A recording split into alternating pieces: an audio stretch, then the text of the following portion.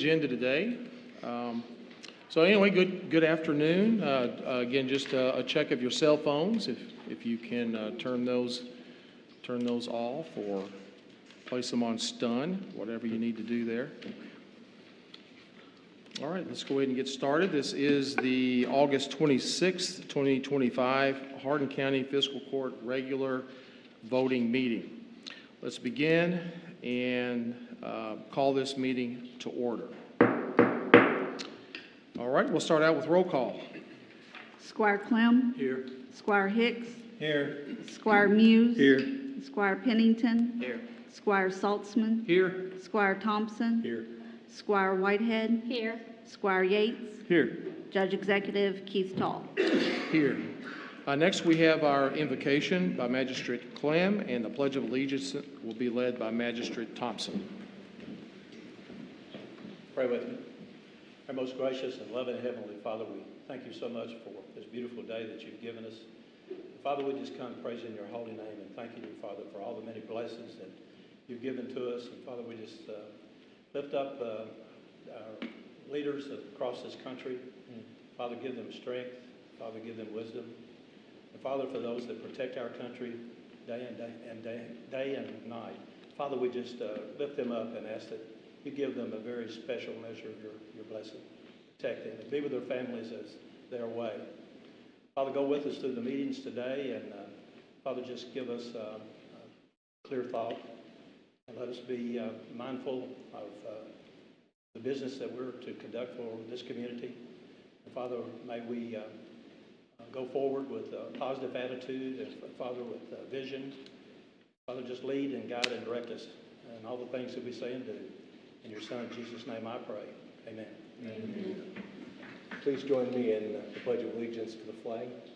I pledge allegiance to the flag of the United States of America and to the republic for which it stands, one nation, under God, indivisible, with liberty and justice for all.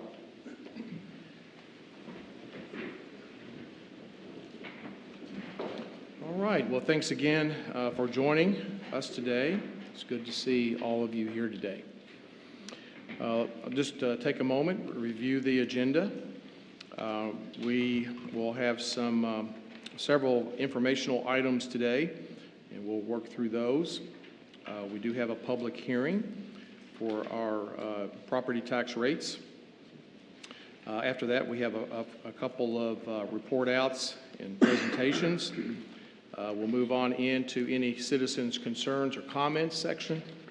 And then we have 5 resolutions that we need to vote on today. And then finally, the consent agenda after that.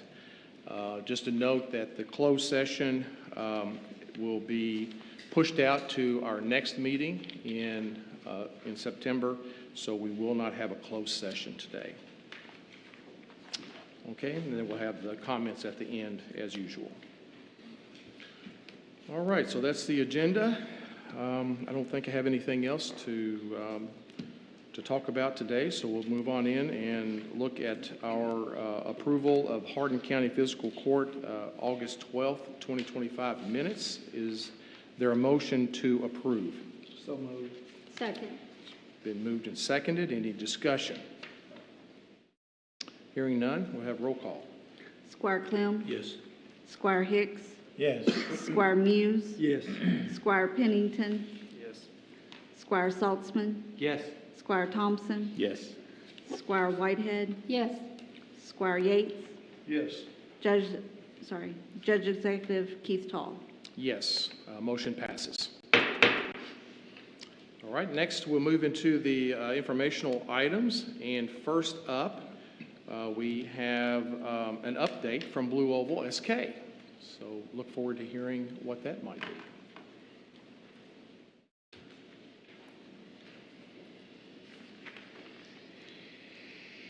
Hello, everyone. How are you guys doing today? Good, how are you? Thank you for making time for us. We're glad always to get to come and share information about our company. I'm sure you may have seen a little bit about us in the news recently. I hope that you have, but I wanted to make sure we share an update as well about what's going on in that little plot of land over there in Glendale.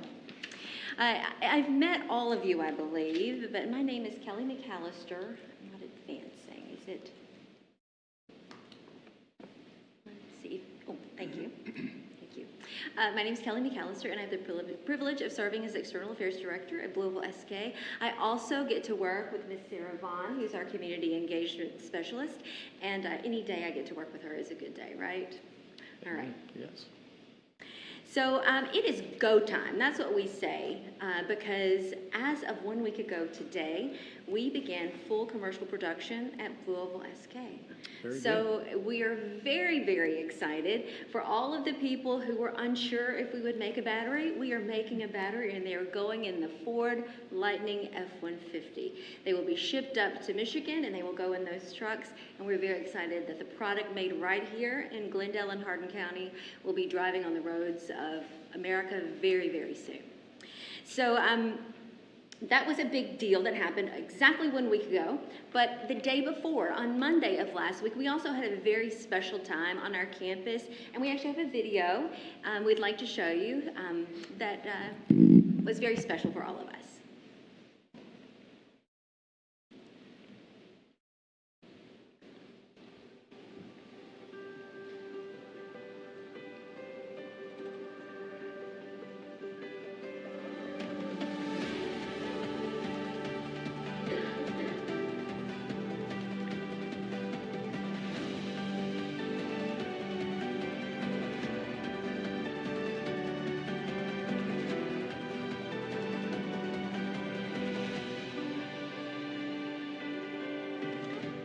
We are very proud to be an American company based right here in Hardin County. So that was a very special moment. That was the first time that a flag has been raised officially at our plant. We had our veterans who are part of our employee resource group, and they took part in that and helped us raise that flag. So it was a very special moment and exactly how we wanted to start out the week before we went into production.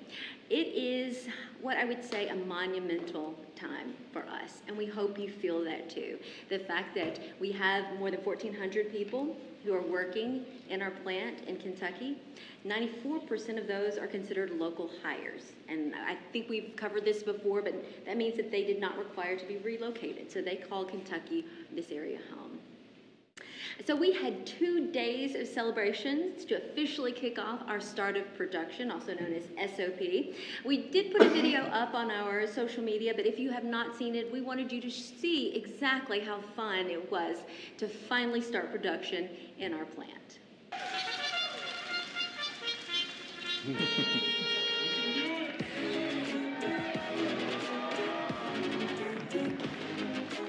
This is an awesome day. Been waiting for this for 3 years. Start of production, there's nothing like it. Let's go Kentucky. And this is indeed the most exciting day.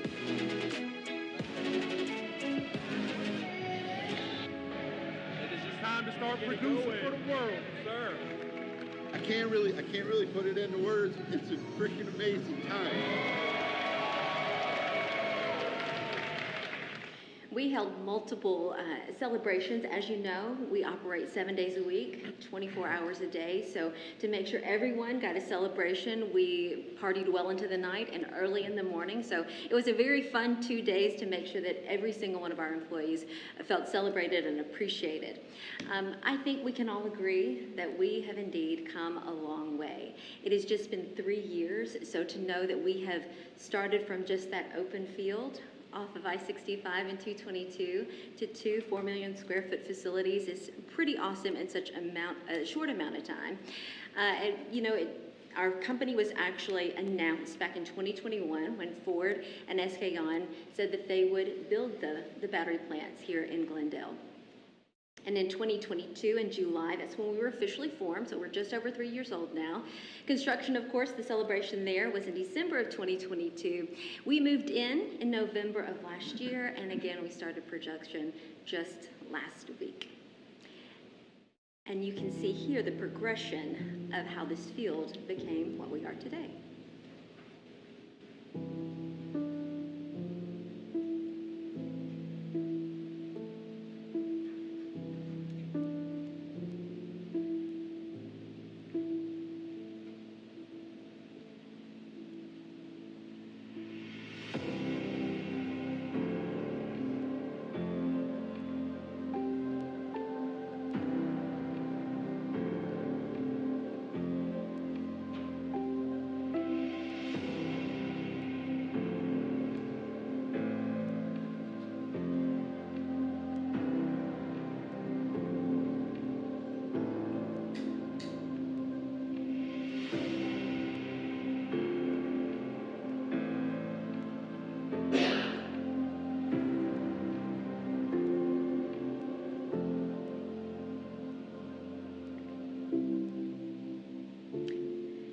have an official public celebration coming up later this year, which I hope all of you will be able to attend. We like to say that we're built differently. We're making a different kind of product for a different kind of way to get around. We're changing the face of mobility right here in Hardin County. Our teams are built different. You can see this is about 30 different teams that are part of Blue Oval SK, and everybody does something very, very important in the process of building our batteries and getting them to our customer. So we celebrate our difference, if you will. Part of that is also we are very proud of being a direct relationship employee. As you probably are aware, we are in the midst of a vote right now. The ballots or the voting stations are open right now at our plant. They were open this morning. Several folks were able to cast their ballots then, and they'll be open again tomorrow in the morning and in the evening again to capture all of the crews. So we have taken a very public stance that we would like to remain a direct relationship employer, but we will leave it up to our employees. They get to have their voice heard, and that's what they're doing right now. They will determine if they want to continue our direct relationship or let the union speak for them. But our stance is we do hope that they vote no, but we look forward to growth no matter what. And here, I'm going to back up just a little bit. So one thing that we did as part of our celebration is we celebrated exactly how far we've come and kind of the road that we have ahead. Also, because of the vote that's going on, I'm going to have to leave right after this presentation because I have to get back. But we do want to show you a video that we showed just to our employees. So again, celebrate where we started, how far we've come, and we know that we have a long road ahead of us. And some people who still aren't quite on board, but we're willing to fight that battle. This was once just a vision.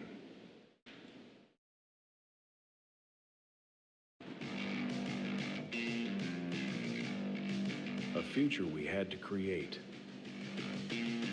While the world was talking, we were building. There were obstacles, setbacks, but our vision was clear. We had a roadmap, but we blazed our own trail. Brick by brick, skill by skill, we built this. We learned this. We prepared for this. The proof is not in the headlines. The proof is in what we produce. The power is not a promise. The power is a product, and it's built right here by us.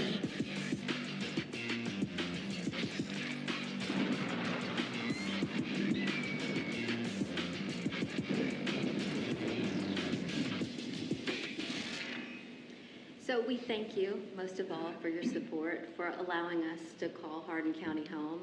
And we're very excited about the future. We're very excited to have more than 1,400 people working right now and building batteries. Any questions? Just a quick question. So we've seen the first battery, or we've got the first battery produced. So how's the production now? Is it rolling along? It is. Okay. It is. We have employees there around the clock, 24/7. So once the operation starts, it's good to keep it going, and so it's going. Mm-hmm. So it's going along. How many batteries per day are they? So that's really hard to say. You know, our production is based on our request or our orders from our customer. So we produce what they need. So it's not a standard number, and it will increase because right now the battery that goes into the F-150 Lightning is produced in Commerce, Georgia. So we are taking that business. So there is a transition right now. So as we get to fuller production, we will take over all of that in the next few months, and it will trend out of Commerce, Georgia, and we will be the sole provider for that battery. Can you share the status of Kentucky 2? Kentucky 2 is still on pause. That building is completed. The construction is completed, but we are waiting for the market to turn, and when it does, we'll be ready. I watched the press release for the CEO with Ford. He mentioned the word repurpose. We did not mention the word repurpose. But he's the CEO of Ford. I'm just saying he mentioned the plants that are not operational. No, so I can't speak for Ford. Our company is an independent company, though Ford is one of our parents, as is SK On. but there is no plans for us, for Kentucky 2 other than what it was originally planned for. So Mr. Farley can speak for Ford and himself, but I can't speak for him or interpret what that meant. Understand? I did want to say, Sure. you know, jumping out of a plane on Saturday, I saw you all Yeah. there in support of one of your employees and just your commitment to helping our local charities and stuff. So I did want to say I appreciate you all and your efforts into digging into the community and helping. Thank you. We love being there, and we have no better advocate than Sarah. That is her purpose in our company, is to make sure that we are part of this community in the right way. Thank you all very Anybody much. else? Yeah, I'll just say, oh, do you have something? No, I just said thank you. Okay. I just wanted to say thanks for being here today. I appreciate the update. It's obviously a very important part of our county, and so that's why we are so interested in what's going on.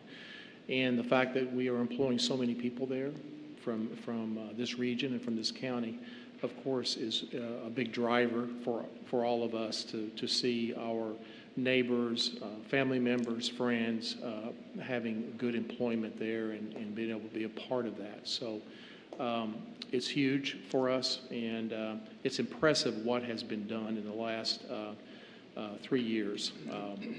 It's almost unimaginable, except for the fact that you did it, you know, and I just have never seen anything like it, so big, go so fast, and come out of the ground like it did. So kudos to your company for doing that, and we look forward to the next months and years working together to be successful in every way possible. So Well, thank we're you. very appreciative. Thank you, and we're very glad to call Hardin County home, and we know we wouldn't be here without your support. So thank you all. Thank you. Appreciate it Thank very you. much. Thank you. All right, moving on to our next presentations. We have the next one's our presentation of testimony of property tax rates per KRS 65A.110, Special Purpose Government Entities, SPGEs. So we're going to start out with Hardin County Cooperative Extension Service.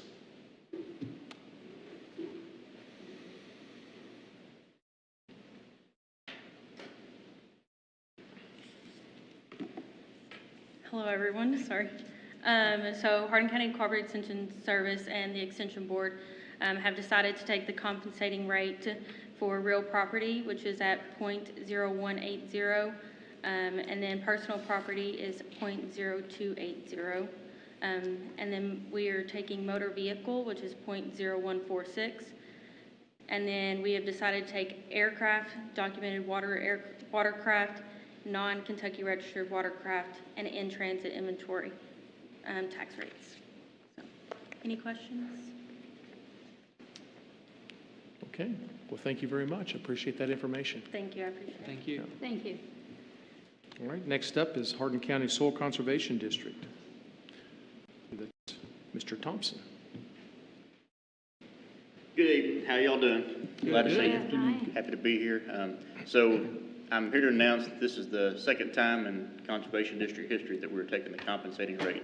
Traditionally, we have decided to maintain that steady tax bracket and given the compensating rate. And, you know, just the way that things are, we all know the sad tales of everything getting higher and everything getting more expensive. So that's why we opted to do it this time. And hopefully next year we can maybe level back out and see how it goes. And traditionally, I always have a good presentation of all the events that we're part of, but I think y'all by now y'all are probably used to the things that we're into and tree giveaway and all the schools, and so I'd be happy to go into it further if you'd like me to, but if not, I'll save y'all the time and let y'all move on with some business. Any questions? All right. Well, thank you. Appreciate it. Thank you all. Thanks. Thank you. All right. Next up is the Lincoln Trail District Health Department. Sarah Jo. Good evening, Judge and members of the court. The Hardin County Board of Health met on May 21st and voted to retain the tax rate of 2.2 cents per 100 of assessed property valuation for all real property. 2.2 cents of assessed value appropriation for all personal property, and the rate of 2.2 cents per 100 of assessed property valuation on all motor vehicles in Hardin County as of January 1st, 2026. And then the motor vehicle tax rate will be applied to the calendar year beginning January 1st, 2026. I've worked for the Health Department for almost 24 years, and this is the same rate that we've had across that time frame. All right. Any questions? No, just thank you, Sergio, for all you do, and it's nice when we can keep rates steady like that and not have to increase. So thanks for all you do, and apparently you're being very conservative with your resources. So we appreciate you. Thank you. All right. Well, thank you, Sergio. Appreciate the presentation. Thanks. All right. Next, have the our proposed tax rate presentation, and I'll do that one. So if we want to bring up the presentation, we'll get started.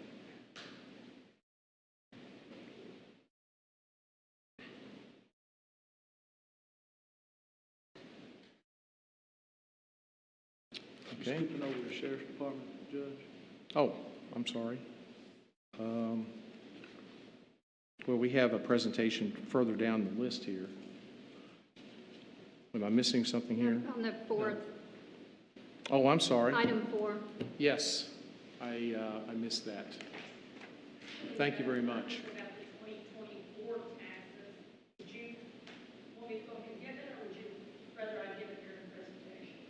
Well, since we're kind of got this theme of taxes, let's just go ahead and do it now. Yeah. As you know, and good afternoon, Judge and members of Fiscal Court. Before we can prepare the 2025 tax bills, we have to have the 2024 tax settlement presented and signed by the judge so that we can get a quietus. And a quietus is just simply a piece of paper saying you may go ahead and prepare the tax bills and get it sent out. So I'm here today to present the 2024 settlement. And as you can see on the first page, the numbers that are in parentheses are due to the sheriff's office. So once we get those in, we'll be able to spend some money that we actually need to spend in paying other people back, money that may have been caused from a refund or exoneration of things of that nature. So I'm just here really to let you know that the settlement has been made. And of course, we have not received final audit on it, but we have made the settlement for 2024. Anybody have any questions? Note. Okay, thank you all. All right, thank you.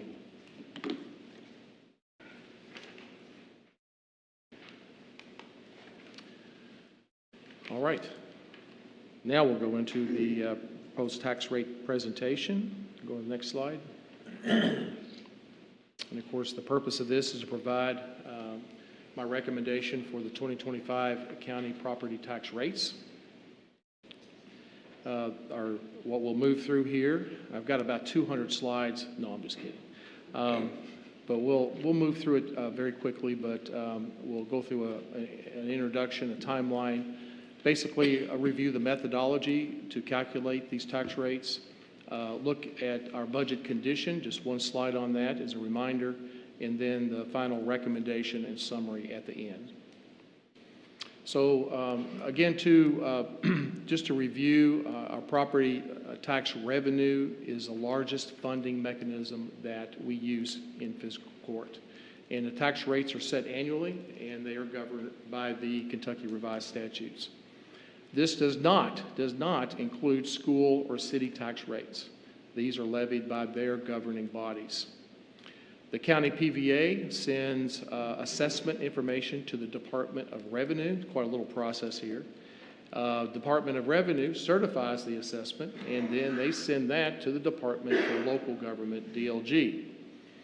DLG then calculates the compensating rate and the 4% real property rates and mails that information to us. The county has 45 days from the date of the Department of Revenue certification to set the real rate as well as calculate and set personal property tax rates. So we are within that 45 days, and then we also have a public hearing since we are looking at a 4% revenue, and so we'll have a public hearing today, and that had to be advertised for 2 consecutive weeks. So a bit of a process there. Just a reminder again that this is only county property taxes that we're talking about today. The school tax rates are levied by the local school boards. State tax rates are levied by the state legislature, and the city tax rates, of course, are levied by those city councils. Property tax, and then we have the personal property tax that we'll be working through. The timeline, like we said, 45-day countdown has began on July 17th. The first advertisement for public hearing went out August 9th, the second one on August 16th, and then today we have the public hearing and then the presentation of tax rates, and then we'll vote on those a little bit later on the agenda. So how are these things calculated? I'm not going to go into great detail, but we show you a little bit about how that happens. We're looking at 2 possible tax rates. There can be 3 or more, actually, but the 2 that we're looking at today is called the compensating. This is no increase in revenue from the previous year. And so that generates, again, approximately the same revenue as last year. It does not require a hearing process. And then the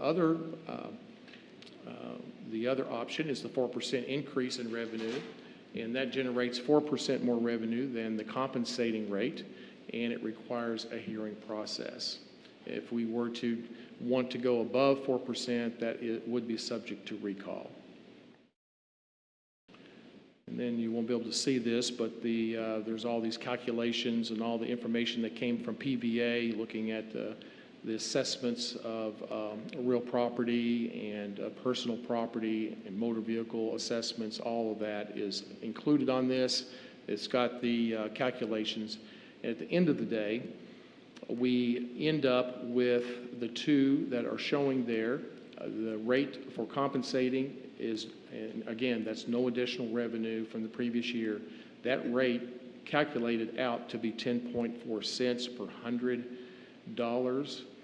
and the rate for 4% revenue increase calculated out to be 10.8 cents rate.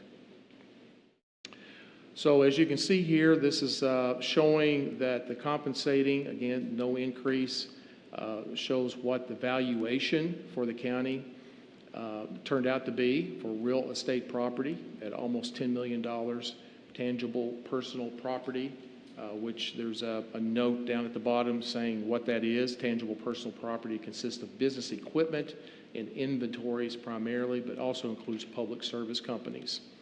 And so that number came in at almost $1.2 million, right.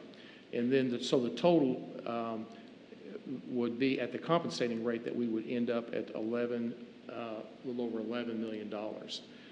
Now, if we look at the 4% revenue increase, what that would end up being, as you can see there, some higher numbers, and the difference between the 2 would mean that we have a revenue, if we were to collect 100%, which we don't, and the next slide we'll get into that, but the difference would be about $383,000 between those 2. On the real estate, the tangible about $50,000, and so the total about $433,000.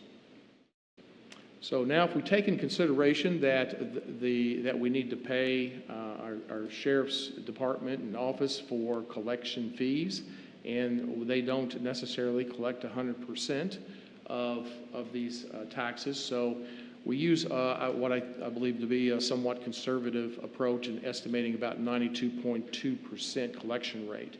Once we apply that, just multiply it out, then you can see the resulting numbers there. We've also added at the top the budgeted amounts that we were looking at earlier this year. So those were done to try to get as close as we could to what these numbers would be. And you can see what those were at $9.5 million budgeted for real estate property tax, and then revenue, and then also the tangible personal property at $1.1 million, for a total of $10.6 million revenue from these two revenue sources. So if we, you can see there that the 4% increase from the previous year brought us in very close to what we looked at and what we were able to predict. Came in within a total of about $60,000, so very close to what the budget, that we are currently in shows. So very close. Now, if we were to step back and say and take the compensating or no increase in revenue, then we would be automatically about $340,000 in the red on our budget to start with. So you can see that we budgeted for this 4% revenue increase. And then the bottom line there just shows the difference between the two after you've taken that collection rate into consideration.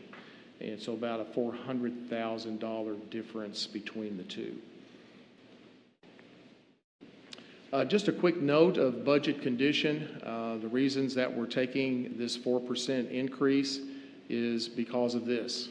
We have our expenses at a little over $26 million. These are recurring net operating expenses, okay? And then our revenue, unfortunately, is less than that at $23.5 million. And so what we had to do to make this thing balance is we needed to utilize about $2.5 million. It was decided to use the Blue Oval SK pilot to make up that difference, which is basically prior year reserves, and to make this sum up to zero and be balanced. So that's the note that we see below there. One-time payment to Hardin County government was utilized to balance the operating budget, and a note that the hospital cell annual payout of $2.7 million was not used to balance the budget, but was placed in reserve for future projects. So with that, the recommendation is that we adopt the property tax rates with 4% revenue increase. What this actually means as far as tax rates is that it decreases the current real estate property rate from the current 11.1 cents, what we used previously last year whenever taxes were submitted. So we brought that down to 10.8 cents per $100 valuation.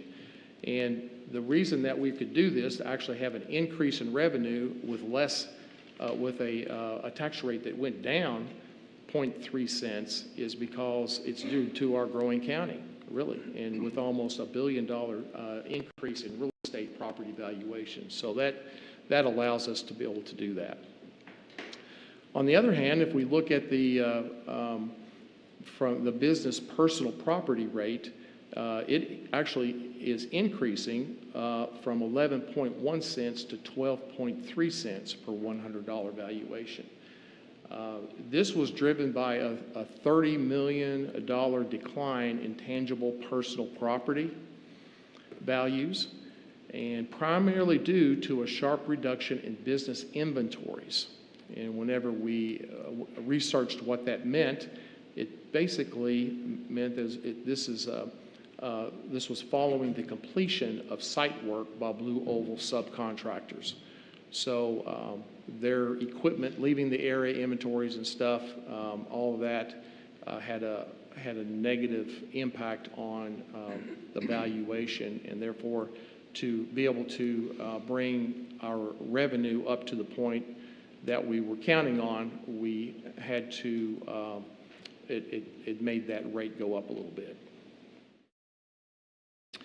So at the end of the day, we have these two rates, and we are proposing 4% revenue increase, which gives us a 10.8 rate and brings in a net revenue, and of course this is still estimated, at $9.5 million. Next slide. Just a quick slide on what does this actually mean. It really doesn't mean much of a reduction. If you look at a typical, just fit in a $100,000 home, or let's look at a $250,000 piece of property, you can see the difference is only $7 of a decrease. So maybe get a hamburger, okay? So it's not much difference between these two rates. And then finally, the last slide is kind of a summary, more of a reference slide, if you will, of all of these rates that have been talked about today. So the two that we're working on here are the two that are highlighted, the 10.8 cents and the 12.3 cents per hundred that you see there in the general fund. And the rest of those were communicated to us earlier. Okay, I think that's it, right? Okay, so that concludes that presentation, and we'll have some discussion about this here in a few minutes whenever we get to that resolution. All right, we'll move on then to any department and office reports. I believe we have one here from our coroner, Pat Elmore.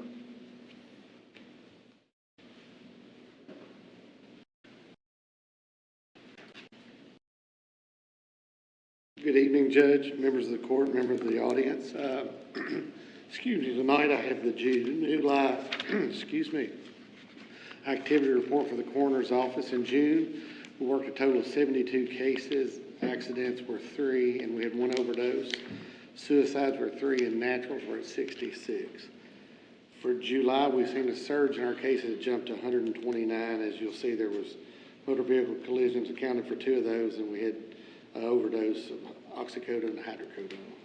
122 naturals, 3 suicides, and we're pending 1 toxicology. The next numbers will show we're up considerable on our autopsies that we've done this year just due to some unusual circumstances, some of the cases we've worked. So that we've seen a small decrease in the cremations that we've done. And then on our transports, number we continue to try to improve on is EMS transported 1 and the coroner's office transported 116. Next slide is our overdoses for the year. We're really proud of these numbers. We're down 16 this year so far, which you can see, that's a fair ways under what we had last year. So we're hoping that continues to see that trend down. Before going any further, I'd like to turn the rest of our report over, if there's no question, for the coroner's office to our quick response officer, Justin Blair. He's got a lot of information. He wants to go over some of the activities that the QRT has been going over, and a lot of information, a lot of things we're excited about. So is there any questions as far as the coroner's office? Justin, would you like to look at that? Oh, I'm sorry. You went up to the Capitol for a big summit, I believe, of all the coroners in the state. Part of that board or whatever it was? So yes, we've actually I just wondered what came out of it. So there's actually been 2 meetings. We went to the state capitol and met with the governor, and that was over mass fatality. The coroner's office and the board, I'm actually on this board association board now, and we're working, taking a lot of due measure of all the incidents that's happened over the state, the tornado stuff. So that was the gist of the meeting with the governor, trying to get further funding for that through the state, because unfortunately, locally, that's not funded. You know, and it's just 120 counties that's included in it. And then the other one was just some legislative issues with the Senate and stuff. Now, Justin will explain a little further. He actually went to Washington and testified there. Did I answer your question? No. I thought it was a positive thing. We're trying to take a real active role there. You know, for the last several years, the Coroner Association was kind of, I'm not going to say idle, but there was a lot of issues that came up, and unfortunately, with legislation now, we're trying to get that pushed through where we can get things done, especially with some of these overdoses. That's part of it. Obviously, some of the funds for QRT come from that part of even the national level. So that's what we're really trying. We're excited to continue to do that. So I was just glad to see you up there. I appreciate it. oh, thank you for the comment.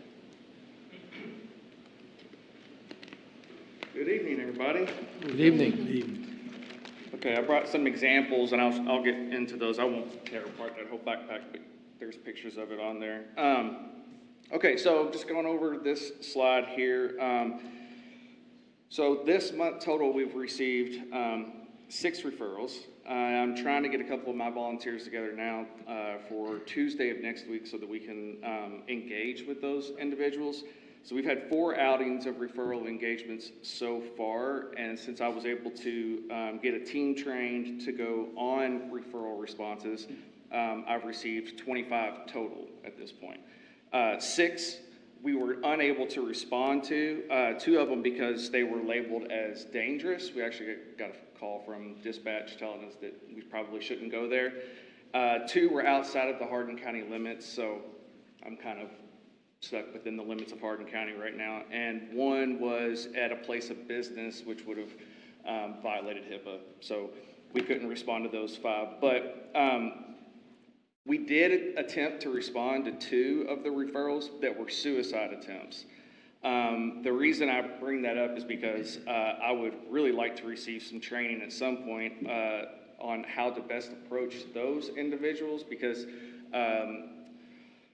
I'd like for QRT to be able to respond to this issue, because it is something that's more prevalent in Hardin County than I had realized. Now working in the office of the coroner, I see all these stats and stuff, and there's just a lot of suicide attempts. So, but that's another discussion.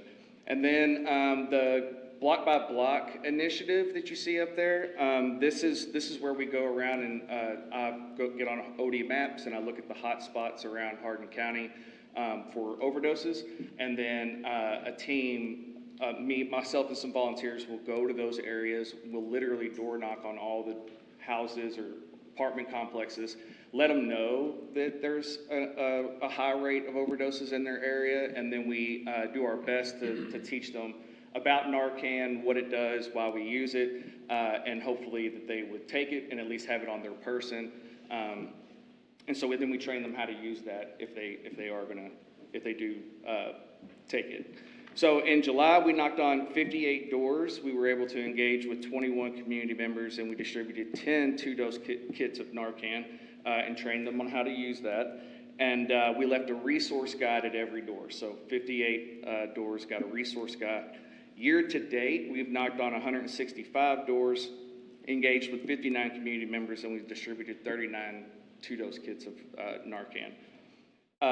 Last week was kind of cool. I don't have it in this slide because it was last week's before I gave my report to Pat and Shayna, but we took the Lincoln Trail District Health Department mobile unit with us to the door knocking engagement and offered testing. And so we got 6 individuals tested, which the individual that was with me from Lincoln Trail said that was the highest number they've gotten so far, so we were pretty excited about that. From a community outreach standpoint, July was a big month for community outreach for us. I had a booth set up at 5 different events. One was in Radcliffe for the resource fair. Then we had the National Day of Deflection, where I had a booth in the airlock at the courthouse. And then the back to school bashes, I had a booth at each one of those. So John Hardin, North Hardin, Central Hardin. We distributed 25 2-dose kits of Narcan throughout that and handed out about 120 brochures of the information on QRT and the resources that we have available here in Hardin County. As far as raising awareness and fighting stigma goes, for our social media page, this is for 2025 total. We had over 464,000 views. We reached over 125 individuals, and we had over 7,000 interactions with our social media page. So that's a pretty big number. I was able to make my first, I think you can go to the next slide. I was able to make my first purchase for QRT supplies, which I was super excited about. I got most of all my event needs supplies except for the tent. I just got the quote for that today. But we put together 46 backpacks to give out to individuals when we see someone who's in need. So those backpacks, and it's this right here. These backpacks include a safe box, a first aid kit, socks, bathing wipes, hygiene kit like toothpaste, toothbrush, thermal blanket, water bottle, and then of course some harm reduction supplies. And then the women's bags have women's hygiene in them as well. And then also, thanks to Pat for his great idea, we added a contact information card and emergency medical information on the back of that. So if a bag ever is found, or if something happens, God forbid, to that person, we'll know who they are, who their emergency contact is, and things like that. Next slide is the trip to Washington, D.C. So I was contacted by Dan Malloy and his team at Core Data to represent the state of Kentucky on a panel presenting to the policymakers in Washington, D.C. And so we focused on how important deflection efforts are on so many different levels. Just one is engaging the individuals so that they know that they matter to us. That's just one area. But some of the other ones is educating the community about substance use disorders, because much of the stigma or the misunderstanding about substance use and what's associated with it is simply from a lack of just not knowing the facts about the disease. And also the effects of harm reduction and how much they impact our community. And so then we also talked about the impact it has on lowering an individual's reoccurring visits to jails and emergency departments. And so Ohio brought a study with them to this that shows that the number of QR contacts impacts the local systems of care, which include law enforcement's jail bookings and hospital interactions. It lowers those numbers on an average. QRT making just one contact with an individual dropped the total interactions of these systems by 29%. QRT making 2 contacts dropped it by 46%, and QRT making 3 or more dropped it by 53%. The Hospital Association reported that 1 QRT visit saved the hospital emergency departments $9,000 per year per individual. 2 QRT contacts saved them over $21,000, and 3 QRT contacts saved them roughly $22,000 per person per year. So it reduced hospital charges billed roughly by $17,000 from just 1 contact from QRT, $31,000 from 2 QRT contacts, and roughly $42,000 from 3 QRT contacts. I was blown away by those numbers. I didn't realize that they would had that much of a substantial change or impact just from 1, 2, 3 contacts from the QRT. And then last, but certainly not least, I was able to, I think it's next slide, please. I was able to initiate a Leave Behind program for EMS. So these are just bags that I've provided EMS. They can leave with individuals who've just experienced an overdose, but refuse to be transported to the hospital. So they contain a Narcan, 2 fentanyl test strips, a CPR face shield, COPE resource guide, and some information on QRT.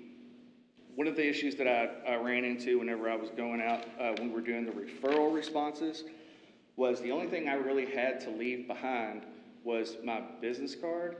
And coming from that world, if I came home and found a business card with a government ID on it and a label that says Quick Response Officer, the odds of me calling that are very, very, very slim. So I had these printed up, something that we can leave behind. It just kind of shows our partnerships, and then just says that we miss talking to you about our outreach efforts, offering support and resources, and then how they can contact us if they want to hear more about that. So that's where we are. I know I said all that really fast, but that's where we are right now with QRT. Any questions? Well, I think we're on a good trend here with the overdoses at 16. I projected, just doing the math, I think if the average continues, it would be roughly 27 for the year, which is still way too many. But it's almost half, yeah. But it's a lot better than what we've seen over the past 4 or 5 years. Yeah, for sure. Keep doing what you're doing. Thank you. Good job, and hopefully we'll continue to see numbers decline in Hardin County. Yep, that's the plan. I think it's great that you're going to pick up suicides also. Start working on that. Yeah. That'd be great. I'm looking forward to hear that plan. Yeah, I'll need to learn more about how to approach it and stuff, but yes, I want to. See what we can do to help you with that. You mentioned the training on that you'll need the training, so Yeah, we'll try to support that in any way we can. I appreciate that. Yeah. Anybody else? No, just wanted to thank you for all your work. Yeah. It's making a difference, and a lot of times in stuff like this, you may not see it, even though with these statistics, I think you are seeing it. But there's a ripple effect, you know, in families that are impacted, and it just goes on and on. So very happy that you're doing this. Thank you. Thank you. Appreciate it. Thank you. Okay. Sheriff, did y'all have any, some more presentation, right? Yes,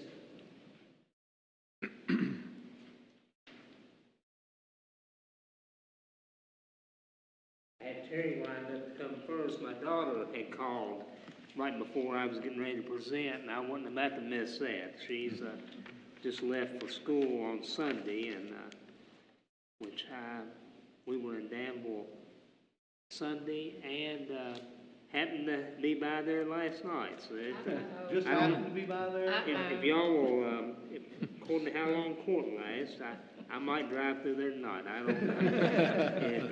And, good afternoon, Judge, magistrates, county clerk, county attorney, and guests, and members of the Hardin County public here.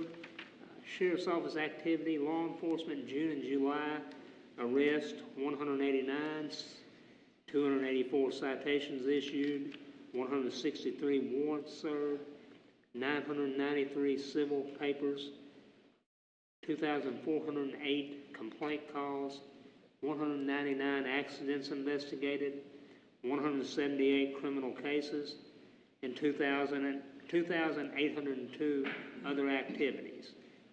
95 school safety checks, 178 violation warnings, 2,529 attempts to serve. In office operations, 102 records checks, 111 carrying concealed deadly weapon license issued, 1,528 vehicles inspected. Have a new category, victims advocate contacts. We have a grant for a victims advocate. Anna Dahl, she made 26 contacts with victims this past, during this period. It, anywhere from assisting victims through court. You know, most people aren't accustomed to going to court. If they're a victim of a crime, they're not used to the processes, and she assists with that. Assists them with treatment and various other services. In our community engagement, the SROs and deputies provided security at the Hardin County Fair, and they had many changes at the fair this year. I know most of y'all saw, and from my opinion, everything went well. The way they had the new fence with parking the cars, and I know most of y'all were at the farm to table to dinner. It was great to see that as a sellout. Also on Special Guest Day on Thursday, that's something that I wish you all would think about for next year. That's the best day. That's the best day at the fair, and if you go there on that day, it makes you realize why we have a fair, and it's a very, very good day. But court transportation, 71 adults. Transports the court juvenile, 15. 112 in-state transports. We have a new program starting at the Sheriff's Office in the near future. We'll soon be conducting child safety seat inspections at 2 locations here in the county. That's something that used to be done here locally. It used to be done at Post, and the state police has quit doing them, and we've seen the need that it's, people can go buy a child safety seat And you need to use them right. You can't just stick one in there and your child's going to be safe. And this is something where new parents can come in and have a deputy check that child safety seat to make sure it is installed correctly. That's all I have. Does anyone have any questions? Sheriff, have you already started that child safety seat No, inspection? that's going to be starting, it'll be starting within the next month. Okay, good. Awesome. I'll give all the details, when we do start that, and I'll report on it the next. That's great. My next report. All right. Thank you all. All right. Thank you, Sheriff. Thank you. Just to note, too, that there are some written reports available online for you to look at. Okay, we're going to move and take a step back, and we have time for a public hearing for Hardin County 2025 property tax rates, and this is will be conducted by our county attorney, Jenny Oldham. Thank you, Judge. So you've heard the proposed tax rates for Hardin County. KRS 68.245 requires us to have a public hearing. So if there's anyone here who would like to give input or ask questions about those rates, you can come to the podium. This was advertised as required by statute on August 9th and also August 16th as required.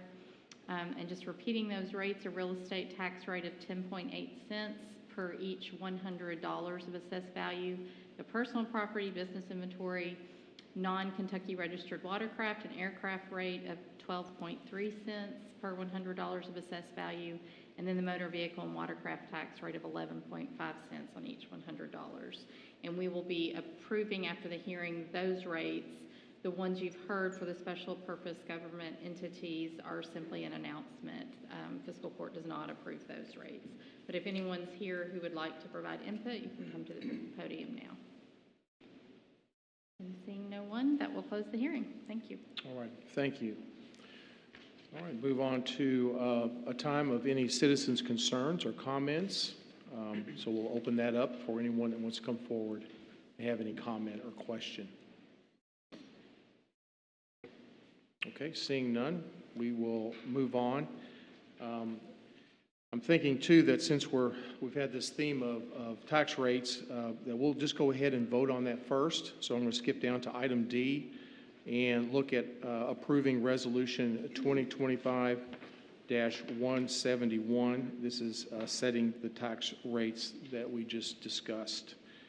So is there a motion to approve the resolution? So moved. Second.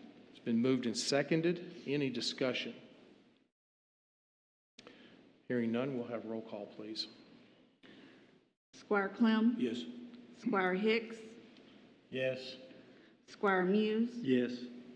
Squire Pennington? Yes. Squire Saltzman? Yes. Squire Thompson? Yes. Squire Whitehead? Yes. Squire Yates? Yes. Judge Executive Keith Tall. Yes, motion passes. Next, we'll move to item A, and this is to approve resolution 2025-160, and this is related to the approval of addition to the Personnel Policies and Procedures Handbook on on-call duty. Basically, this is changing or increasing our on-call duty pay from $15 a day to $20 a day during the week, and on the weekend, it will be $50 a day on the weekend. And so this will impact the road department, and it will impact the animal shelter also, those two departments. So is there a motion to approve the resolution? So moved. Second. It's been moved and seconded. Any discussion? Yes, I guess I have a discussion or opinion on it. We increased the on-call from $105 a week to $200 a week. And they get a 3-hour minimum if they get called. And I think that's, I guess I want to say excessive or big increase when we're trying to balance our budget. I worked at Fort Knox. Our on-call people didn't receive any stipend, and they got a 2-hour minimum if they got called in. So there are organizations or people or companies that operate that way, and we didn't have a big problem because there was people that was willing to be on call. And I understand that maybe we don't have that at our road department or the animal control. But as I said, trying to balance the budget or trying to keep costs down, I thought this was a big increase, and I guess I can't approve all the increases all the time, and I realize this is a small one, but the small ones add up. So that's the reason I'll vote no on this resolution. All right, thank you. Anyone else? I think that $20 to give up one of your weeknights is pretty cheap myself.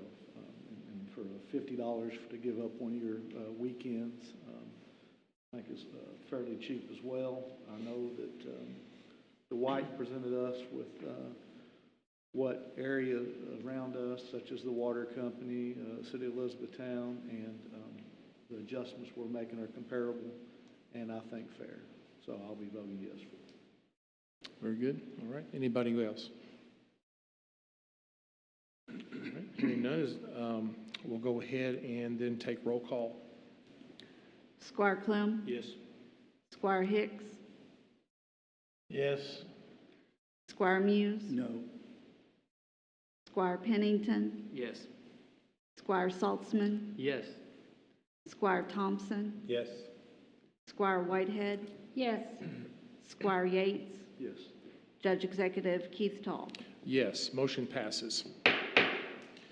All right, next we'll go to item B, and this is to approve Resolution 166, and this is related to approval of the Judge Executive Job Description revision for the Communications Officer, previously called the PR Officer.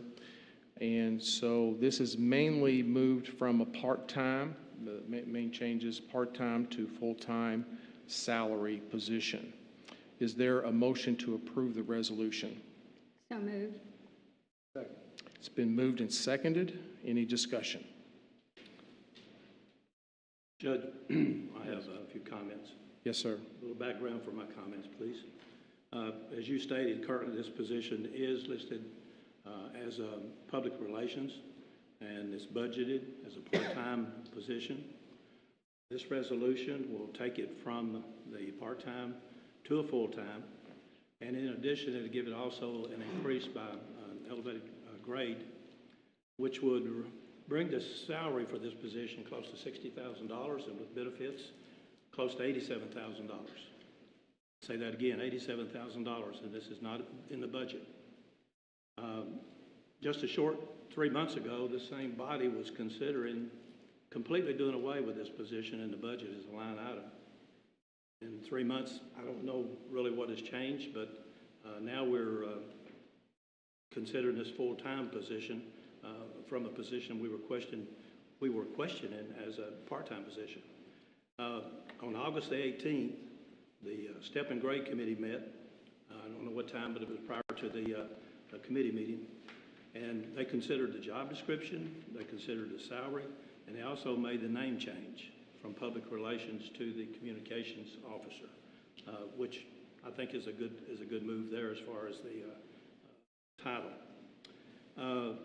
After they made the decision on the job description, the job title, and the salary, it was presented that same day at 3:30 at the committee meeting. Had no time other than that time to discuss it. During that time, I asked that we give it 30 days pause to give us a chance to dig into it and look at it and see if the description met the salary. I was in the minority, and the majority moved by consensus to bring it forward today for approval. This job title is Communications Officer. But in the description, there are a number of different activities that they will also be responsible for. Special events, seeking out financial aid, also grants. I think we're headed down the road of having the same problems we had before by having too many things packed into this description. If we're going to have a communications officer, I would like for it to be a communications officer, and that would be their duty, and the salary being in line with that duty as well. So part of the issue with this grant writing, I know we discussed that in the committee meeting, and this person's not going to be responsible for actually the grant writing, but they're going to be responsible for the process of making sure of the grants that are available, also making sure the department heads that are on top of it, and also seeking out financial aid from the federal government and the state government. We have, right down at the end of this street, Provident Way, the Lincoln Trail District, Ad District, they have a professional grant writing department. They provide that service for cities and counties, and we have not tapped into that. So my opposition to this is putting all the things into this package under this one, for this one person to be responsible for. And it's almost like the advertisement you see today, we do windows. I mean, this person's going to be grabbing at this and grabbing at that. If you're going to do something, do it right. And I think we're giving this person way too much responsibility to do. And I think the salary package is too high. And so for that matter, for those reasons, I will be voting no. Thank you, Judge. Okay, thank you. Any other comments? Yes, sir. I believe our focus should be on balancing and maintaining our budget rather than adding new expenses. I did fully support providing additional pay where it is earned and deserved. For example, the changes that we just made on the on-call compensation for our road department, our animal control, they were long overdue and needed to be addressed. However, giving a raise and making a position full-time less than 2 months into our new budget is not good stewardship of taxpayer dollars, especially considering that during budget discussions, this very position was nearly eliminated. For that reason, I'm not in favor of granting a raise to the communications director. All right, thank you. Any other discussion? I think a lot of the discussion at budget time wasn't necessarily, for me anyway, the position or opposition to the position. It was the effectiveness that we was getting out of a part-time job. So I didn't like it when we moved it from full-time to part-time. But now that we're proposing to bring it back to full-time, I think it's, we're the fourth largest city in in the state. I think we do need a good public relations director, and I think the right person in the job, it would be well worth it. So I'll be voting in favor. All right, thank you. Anyone else? I'd like to speak on it, Yes. please. The position, as it was part-time. The PR position was part-time.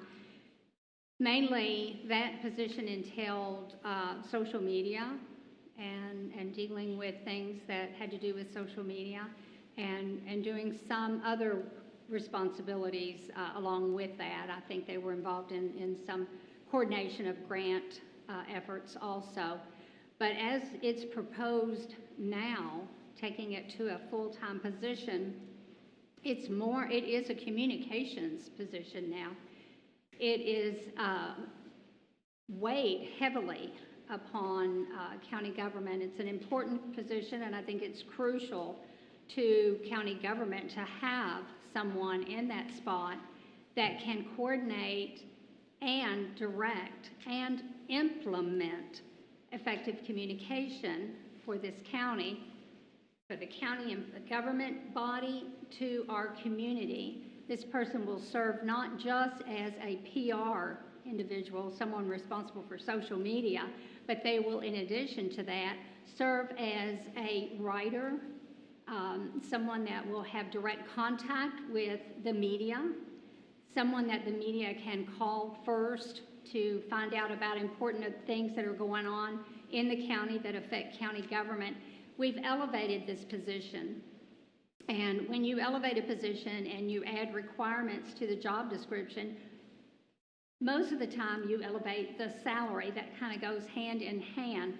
I think that it's time we bring this back. I believe the position used to be full-time, maybe at a different level, but I think it's time that our county had a full-time communicator, not just a PR person, but someone that can embrace all of those communication efforts in an effort to bring the county together. In addition, this individual will be responsible for internal and external communications. So they'll be responsible for internal communications within the employee body also. And they'll serve as a liaison between the different departments and the media.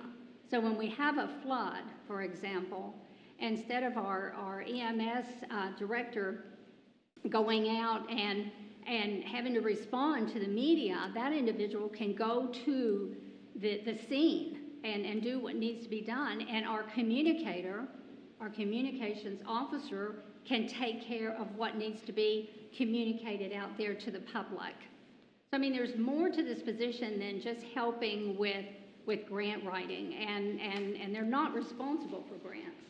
They're coordinating that effort. So that's not a real big part of this position. The biggest part of this position is the communications and the PR, and then they will be assisting with grants. So I think it's a crucial position. I think the salary base is within line with other communicators out there, and I'll be voting yes for it. Thank you. All right, thank you. Anyone else? Yeah, in light of transparency, I think a lot of our constituents as a whole are wanting to hear more. There's a lot of changes. There's a lot of things that are happening. Someone's got to be the voice.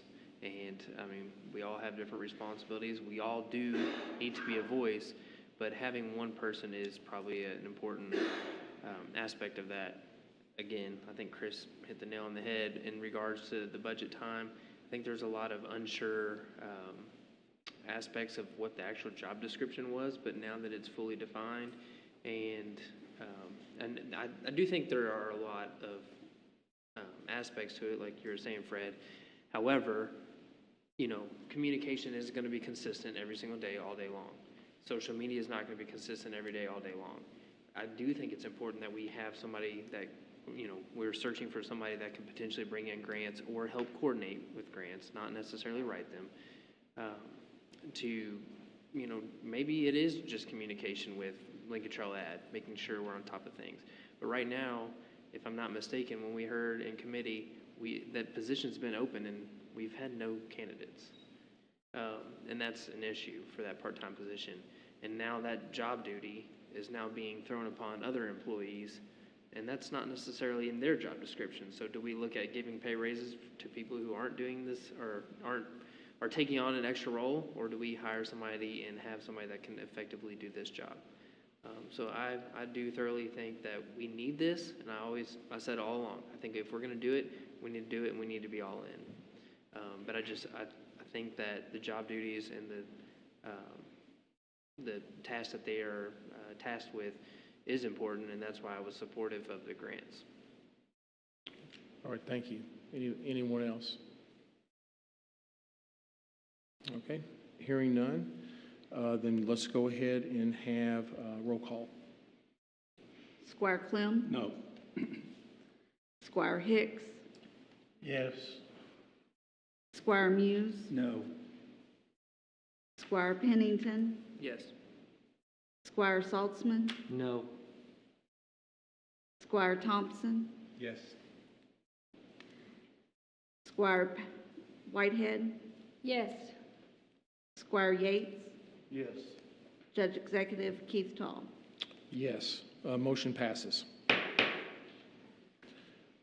right, next we will move to Resolution 170. This resolution rescinds Resolution 156, which is related to the approval of the striker lease agreement for the 7 years for the ambulance equipment. What has happened here is that we have found out that this lease agreement, that we needed to obtain bids before the approval and signing of the agreement. And so because of that, That's another step in the process, and we really shouldn't have a resolution, 156, that says, let's sign it before we've actually had the bids sent out, so, and received those. So we'll rescind that, then we'll go through this process, and then we will have another resolution at our next meeting, hopefully the next meeting, and be able to vote on this again. So that's what this resolution is all about. Is there a motion to approve the resolution? So moved. Second. Catch that? Who was it moved over here? E.G.? Thompson, thank you. All right, it's been moved and seconded. Is there any discussion? All right, hearing none, we'll have roll call, please. Squire Clem. Yes. Squire Hicks. Yes. Squire Muse. Yes. Squire Pennington. Yes. Squire Saltzman. Yes. Squire Thompson. Yes. Squire Whitehead. Yes. Squire Yates. Yes. Judge Executive Keith Tall. Yes, motion passes. All right, next is Resolution 172. This is related to a contract that we need to sign with the Kentucky Department of Transportation Flex Fund Agreement. This is for $394,000 about dollars, and for the resurfacing of Blue Ball Church Road and Tunnel Hill Road. Is there a motion to approve the resolution? So moved. Second. We have Muse and who seconded? Pennington. Pennington. All right, moved in second. Any discussion? Roll call, please. Squire Clem. Yes. Squire Hicks. Yes. Squire Muse. Yes. Squire Pennington. Yes. Squire Saltzman. Yes. Squire Thompson. Yes. Squire Whitehead. Yes. Squire Yates. Yes. Judge Executive Keith Tall. Yes, motion passes. All right, we'll move on then to the consent agenda. Just an explanation of a few of these items that are in here. The first three are all financial, Treasurer's financial report, August claims, payroll with registers, and then throw in item G, which is Resolution 161. That's related to the approval of some financial transfers. After that, we have Resolution 157. This is related to approval of a 2020 Tahoe transfer and sale to Grayson County Correctional Center. This is from, this vehicle is at our jail right now, and so this is the sale of that 2020 Tahoe. Next is Resolution 158. This is related to approval of Vertiv Corporation to replace 10 batteries. These are backup batteries on the main communications tower. The importance of this is that this is our emergency service radios that are used all the time. It's our communication, our main communication with our ambulance, 911, et cetera, and fire. So very important that we have a backup there, so that replaces those 10 batteries. Item F is, excuse me, Resolution 159, and is related to approval of the Time Clock Plus. This is a renewal for the employee license. Again, this is a Time Clock software renewal, and this will be locking in the prices for the next 5 years. Item H is Resolution 162. It's related to approval of a bid for a new never-titled 3/4 ton with service bed for a road department, about $58,000. The next three items are personnel related, 163, 164, 165, and some personnel changes in the road department, EMS, and E911. The next item is Resolution 167. This is related to approval of revisions to the personnel policies and procedures handbook, basically cleaning up some documentation regarding our in-county vehicle use section. And the next item is 168, and this is a change to our finance personnel. And then we have Resolution 169, and this is related to approval of surplus four-wheeler, and we're transferring this to Hodgenville Police Department at no cost. And so this is an inventory item that we're moving out. And finally, the last two items are minutes of a couple of our committee meetings. So that's what's in the consent agenda.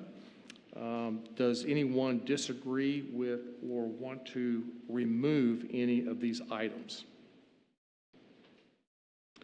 Hearing none, we'll... No, sir. Well, I don't know if I count, but... No, I don't think I count. I'm sorry. Well, this is just for us going through right now. Okay. I appreciate it. So we'll go ahead and have a motion to approve the consent agenda items. So moved. Second. Moved and seconded. Let's go ahead and have a roll call, please. Squire Clume? Yes. Squire Hicks? Yes. Squire Muse? Yes. Squire Pennington? Yes. Squire Saltzman? Yes. Squire Thompson? Yes. Squire Whitehead? Yes. Squire Yates? Yes. Judge Executive Keith Tall. Yeah. Excuse me. Yes. Motion passes. Okay. We'll go ahead and move on then to some of our comments. County Attorney, any comments? No, thank you. Okay. How about our county clerk stand-in? Yes. Okay. Hardin County Clerk launches a wheelchair program to ensure voting access for all. It's a press release put out by Brian D. Smith today, the Hardin County Clerk. All of our vote centers are fully ADA compliant, but we know that the walk from the parking lot to the poll booth can be a challenge for a lot of folks. The clerk's office has a plan to have wheelchairs available at the largest polling locations. Each wheelchair will be operated by a student aide who can escort voters who need a little extra help navigating through the building. To make this program a success, we need your help. We're asking residents to donate unused wheelchairs to assist voters at our polling locations. The clerk's office can arrange pickups, and every donation will be cleaned and restored for use. The clerk's office is hoping to collect 10 wheelchairs by the end of the year to prepare for the 2026 election season. Voting is a fundamental right, and we're committed to ensuring every Hardin County resident can exercise it comfortably and with dignity. Anyone interested in donating a wheelchair can call 270-765-6762 or email hcelections@hccoky.org. Thank you. Very good. Thank you. All right, we'll move on to our magistrates. Magistrate Yates.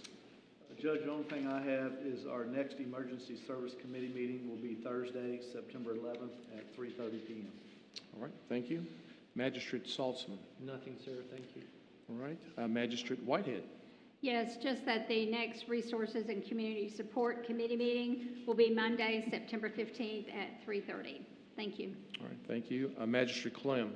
Yes, the next Finance Committee meeting will be Tuesday, September the 16th at 3:30 across the hall.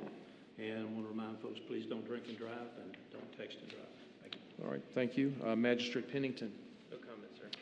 Okay. Magistrate Thompson. I'll just take a moment to recognize and express my appreciation to Chief Robert Wethington of the Sonora Fire Department for his diligence in acquiring a $10,000 grant for the Sonora Fire Department. I think they received those funds today.